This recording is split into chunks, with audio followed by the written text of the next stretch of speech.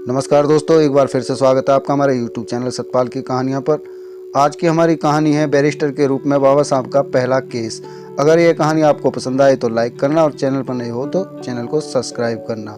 तो आइए शुरू करते हैं। बाबा साहब ने भारत लौटने के पश्चात वकालत करने का निश्चय किया, क्योंकि वकालत करते हुए उन्हें जनता की सेवा करने का अवसर प्राप्त हो सकता था।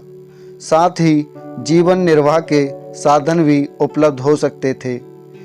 यहाँ भी अछूत का लेबल उनके साथ लगा रहा। साथ ही वकील उन्हें पूर्ण आदर सम्मान नहीं देते थे। कई उनका मजाक उड़ाते, उन पर व्यंग करते और उनके साथ किसी भी प्रकार का कोई सहयोग करना पाप समझते थे। कुछ जज भी बाबा साहब से ईर्ष्या करते थे। तरह तरह की कठिनाइयों के होते हुए भी एक वकील के रूप में बाबा साहब के पांव जमने लगे थे। बाबा साहब के पास एक बहुत ही महत्वपूर्ण केस आया।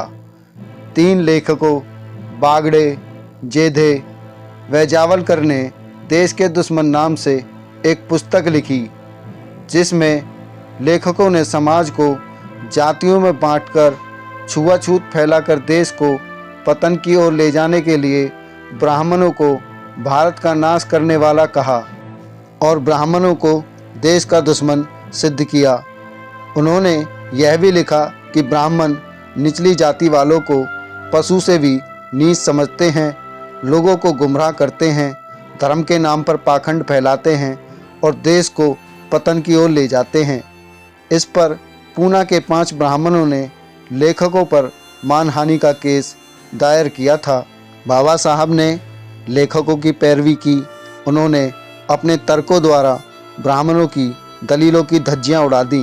वह साबित किया कि लेखकों ने केवल एक सच्चाई का वर्णन किया है। ब्राह्मण केस हार गए। बाबा साहब की इस जीत से एक बैरिस्टर के रूप में उनकी ख्याति दूर दूर तक फैल गई और बम्बई हाई कोर्ट में उनका नाम चमकने लगा।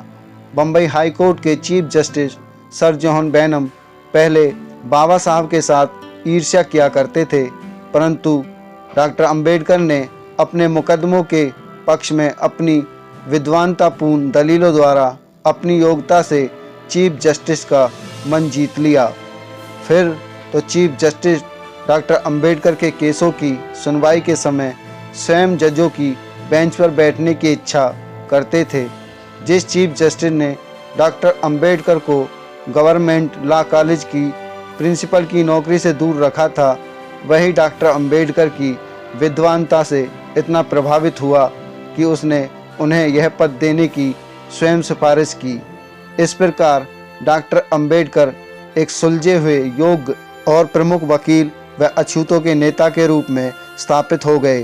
डॉक्टर अंबेडकर की स्पष्टवादिता व विद्वानता का लोहा मानते हुए मुंबई के राज्यपाल ने डॉक्टर अंबेडकर को मुंबई विधान परिषद का सदस्य मनोनीत कर दिया था।